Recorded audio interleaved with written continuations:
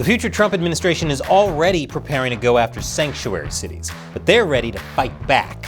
Could this be the spark that ignites a civil war? Welcome to America Uncovered. I'm Chris Chappell. Trump is making good on his promise to crack down on illegal immigration. After all, that was pretty much the one thing that was on his mind during his only presidential debate with Kamala Harris, that and Haitians eating cats. Weird hearing Trump warning about someone else grabbing the pussies. During his campaign, Trump even said he would call on Congress to ban sanctuary cities, places that don't voluntarily cooperate with immigration officials on illegal immigration. And as usual, Trump is going big. There could be no better proof than his nomination of former ICE Director Tom Homan as his border czar. And Homan ain't messing around with illegal immigrants. Is there a way to carry out mass deportation without separating families? Of course there is. Families can be deported together.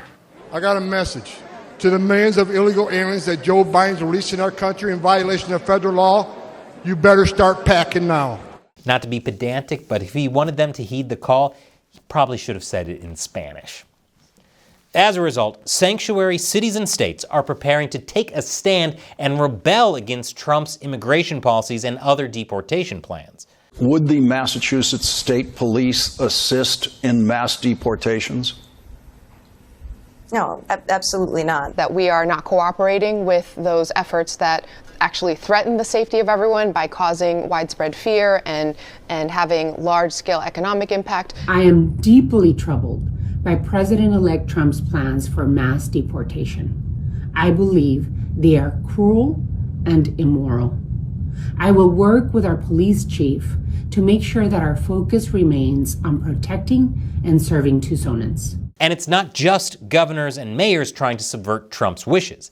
LA's city council passed a sanctuary city ordinance directing city personnel and resources to not cooperate with immigration enforcement except under very limited circumstances. One council member said the ordinance will prevent federal immigration enforcement from being able to access city facilities or to use city resources in the pursuit of immigration enforcement.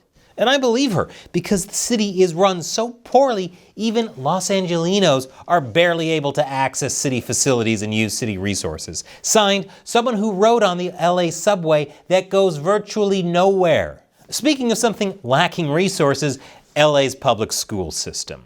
It also passed an emergency resolution to oppose any laws forcing cooperation with immigration enforcement. But considering LA is in California, which is already a sanctuary state, all this is more symbolic than anything else. Wow, I can't believe the home of Hollywood would be so performative.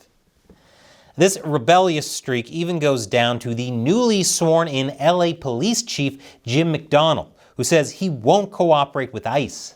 Now, we all know LA has a certain reputation, but it looks like Denver is battening up to compete.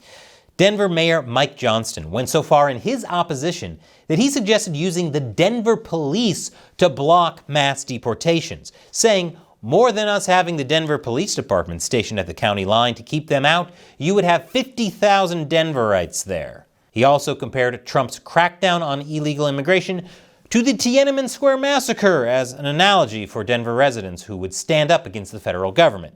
The Tiananmen Square massacre. Or as China refers to it, the what? Thank goodness the mayor isn't just exaggerating the seriousness of the situation. Oh wait, Johnson has since walked back on his statements, but says he and local residents would protest ICE enforcement.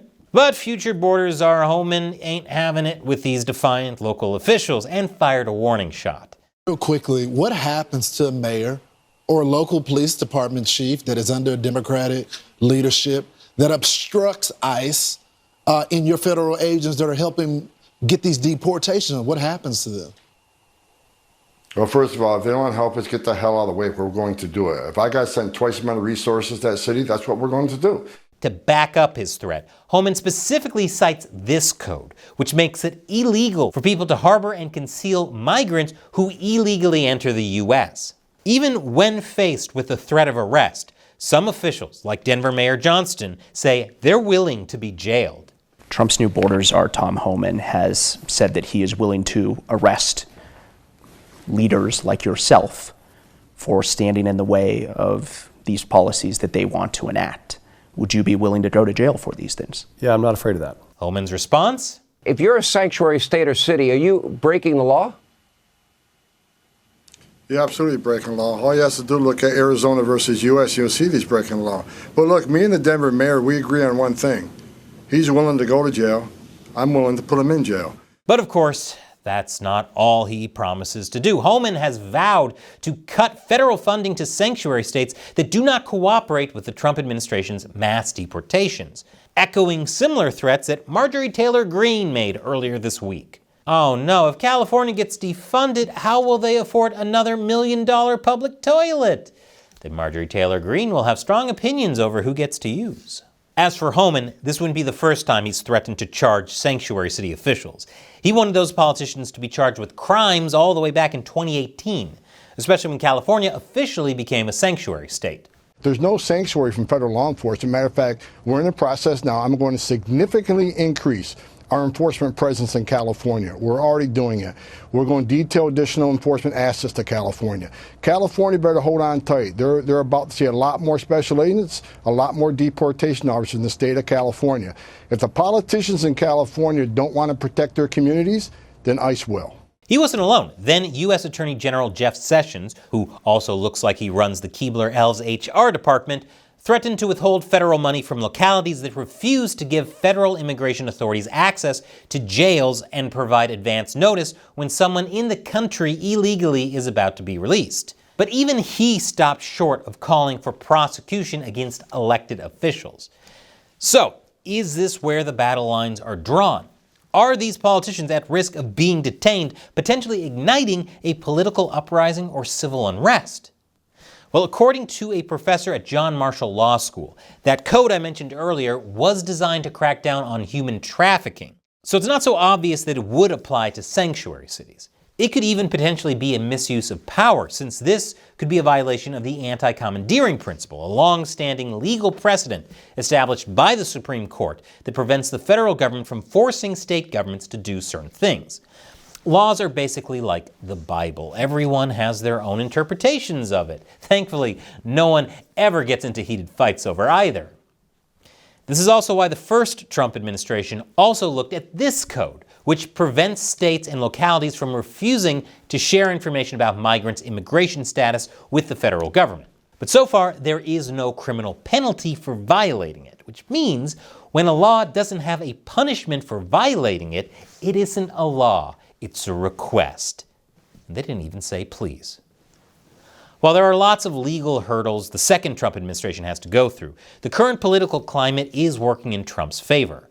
Trump and the Republican Party not only won the presidency, but also the Senate and House of Representatives with both the electoral and popular vote, all the swing states, and all while having a majority conservative Supreme Court. If this were chess, the Republicans have all their pieces, while Democrats are barely holding on to their king and complaining he's part of the racist white patriarchy holding everyone down. And this all makes sense, as a recent CBS poll found that a majority of people approve of Trump's transition handling. This is especially true when it comes to his plans to deport all illegal immigrants. As a matter of fact, 73% of those polled believe Trump needs to prioritize deportation, with only 27% thinking it's not a priority at all. So despite all the divisive rhetoric we hear around immigration, there's a very good reason why so many people are in favor of deportation. They're all white supremacists, especially all the Latinos who voted for Trump. At least that's the reason a lot of Democrats are giving. As we've seen over the past few years, illegal immigration has gone so out of hand that even sanctuary cities had to declare a state of emergency, ask for federal funding, and transport migrants away, all while telling illegal immigrants to remain in Texas, keeping the problem out of their borders. As a way to show their true rebellious nature, some sanctuary cities have even quietly cooperated with ICE because of public scrutiny over migrant crime. Boy, it's a good thing no one found out about this and it wasn't reported. That would be humiliating. Meanwhile, residents are furious with city officials accommodating way too many migrants at the residents' expense. This is especially true with migrant crime becoming a bigger issue. Like it or not, there are many criminal migrants, And many people are simply tired of seeing Democratic elites and the mainstream media downplay it just because it's politically inconvenient. As a result, it's creating an environment that's fueling civil unrest and division. People are legitimately angry seeing so many stories of illegal migrants committing heinous crimes and expanding criminal networks nationwide. What makes matters worse is the fact that some of these illegal migrant criminals have a history of being arrested and released multiple times in the U.S. And yet sanctuary cities have chosen to ignore ICE when they request holding illegal migrant criminals, freeing over 22,000 criminal migrants sought by the organization. And the public is well aware that not all illegal immigrants commit heinous crimes. What they're really upset about is that many of these crimes could have been prevented had the U.S. actually kept these illegal immigrants from crossing in the first place. People really aren't in the mood to hear about politicians loosening immigration policies. Americans want change, but will sanctuary city elites give it to them? And before YouTube kicks you to a random video, here's a new episode from my gaming channel about Age of Empires 2 and what makes a good civilization. Once again, I'm Chris Chappell. Thank you for watching America Uncovered.